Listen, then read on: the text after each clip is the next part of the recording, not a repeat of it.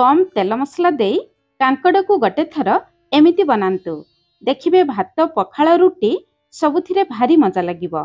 Video को शेष पर्यंत देखिबा पई अनुरोध रहिला। जय जगन्नाथ। मु सस्मिता आपण समस्त को स्वागत करुछि सस्मिता स्टार किचन को। कांकड़र ए सुआदिया तरकारी बनैबा पई एठी मु नेछि 400 ग्राम रो कसी कांकड़। छोट बड़ जे कोनोसी कांकड़ नेले भी चलिबो, किंतु कसी कांकड़ नेबे। कसी कांकड़ तरकारी रे खाइबा पई भल लागे। कांकड़ ऊपर अंश टिके कंटालिया हेथाय। ए कंटा अंश रे बहुत माटी कादुओ लागि थाए। प्रथमे कांकड़ को पानी रे 10 रु 15 मिनिट बतुरै देबे। तापरे हाथ रे भल भाबरे घसी देबे। घसी देले कांकड़ ऊपर थिबा माटी कादुओ भल भाबरे सफा हे जिवो।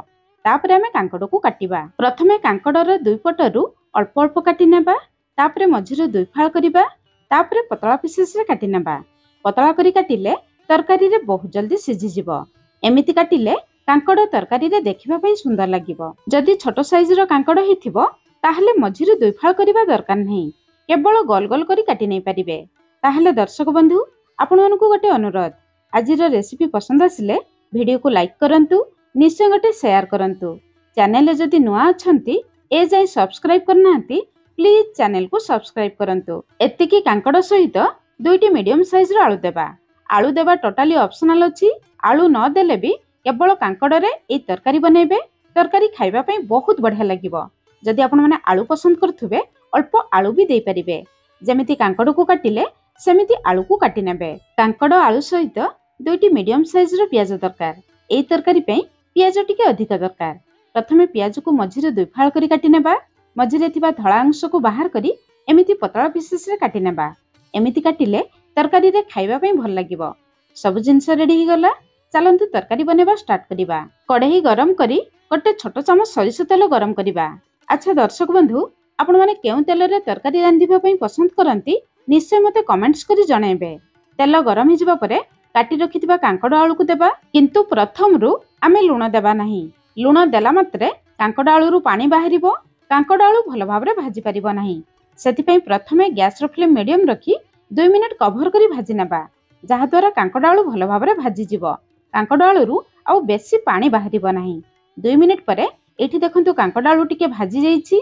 एबे कांकड़ आलू को देखि स्वाद अनुसार लूण देबा, अल्प हळदी गुंड देबा। अल्प हळदी गुंड दे भाजिले कांकड़ आलू भजारे बहुत बढ़िया कलर आसीबो।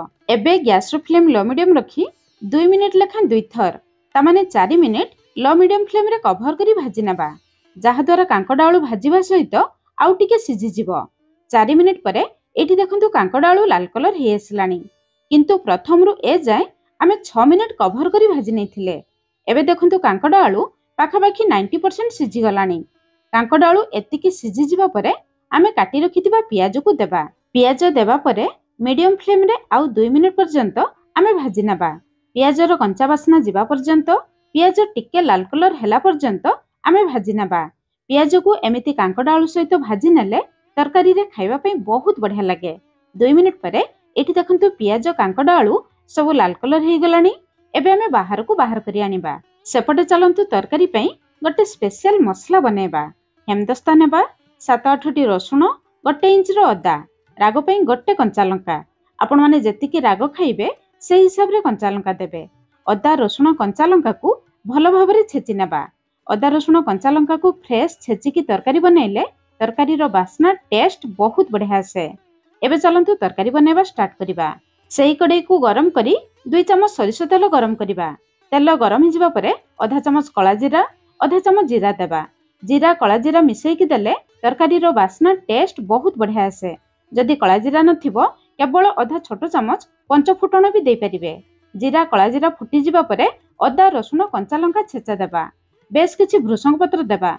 भृषंग पत्र निश्चय देबे, जमा भी स्किप करिवे नाही, बहुत बढ़िया बास्ना आसीबो। अदा रसुण को केवल 1 मिनिट पर्यंत मीडियम फ्लेम रे भाजिबा, बेसी समय भाजिबे नाही। तापरे गोटे छोट चमच बेसन देबा। ए गोटे छोट चमच बेसन देले तरकारी रो टेस्ट आउ टेक्सचर बहुत बढ़िया आसीबो।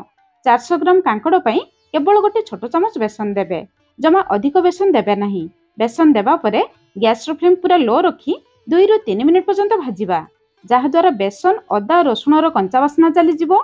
सब जिंस भल भाबरे भाजी जिवो। बेसन ऊपर को एमिति फेण आसी गले जानिबे बेसन भल भाव भाजी गलानी। बेसन भाजी जिबा परे दुईटी मीडियम साइज रो टमाटो को आमे ग्राइंड करके देबा। 2-3 चमच पानी देबा। टमाटो को ग्राइंड करी देले तरकारी रो टेक्सचर बहुत बढ़िया आसीबो। टमाटो को जमा काटिकी देबे नाही। एबे मसला रे केवल मसला पई स्वाद अनुसार लुण देबा। कांकोड आलू रे आमे लुण देथिले। आधा छोट चामच रु भी कम हळदी गुंड। कांकोड आलू भजा रे अल्प हळदी गुंड देथिले। भलो कलर पई गोटे छोट चामच काश्मीरी लंका गुंड। राग पई गोटे कंचा लंका देथिले। गोटे छोट चामच धनिया गुंड। आधा छोट चामच जीरा गुंड। एतिकी गुंड मसला देई आमे गैस रो फ्लेम लो मीडियम रखी मसला को कसिबा। मसला कसिबा समय जदि मसला सुखिला लागिबो अल्प पानी देई कसी नै परिबे।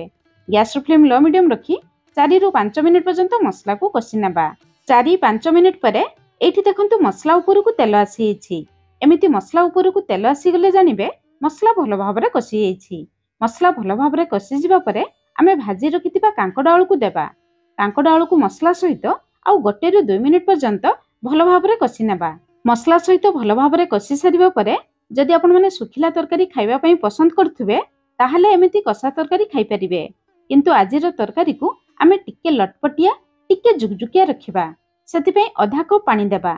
जमा अधिक पानी देबे नाही। एई तरकारी को बेसी झोल करले जमा खाइबा पई भल लागिबो नाही। एबे मीडियम फ्लेम रे केवल 2 मिनिट पर्यंत कवर करिबा जहा द्वारा सबु मसला रो फ्लेवर कांकोड आलू भीतर को आसी जिवो। 2 मिनिट परे एठम तरकारी रो फाइनल लुक देखंतु। तरकारी केते डेलिशियस देखा जाउछि। गोटे चामच बेसन देथिले बोली तरकारी पूरा लटपटिया हो जाइछि। शेषरे आधा छोट चामच गरम मसला गुंड बेस किछि धनिया पत्र देबा। आपण चाहिले एतिकी रे एई तरकारी को बनै परिबे। किंतु एई तरकारी रो टेस्ट बढ़ाइबा पई जदि आपण मन पाखरे धळा राशि थिबो शेषरे गोटे छोट चामच देबे। न देले भी चलिबो किंतु जदि थिबो निश्चय देबे। धळा राशि देले एई तरकारी रो टेस्ट आहुरी बढ़ी जिवो। धळा राशि देबा परे आउ 1 मिनिट पर्यंत भाजी नेबा जहा द्वारा सब जिनस भल भाबरे भाजी जिवो। तरकारी रे खाइबा पई भल लागिवो। एबे हम रेडी हे गला नुआ शैली रे लटपटिया कांकोड आलू तरकारी। आपण माने एई तरकारी रो नाम कोन रखिबे निश्चय मते कमेंट्स करी जणाइबे आउ निहाती बनेबे। आपनको मतामत निश्चय देबे। आज पई रहिली पुणी देखा होबा नुआ रेसिपी रे। धन्यवाद।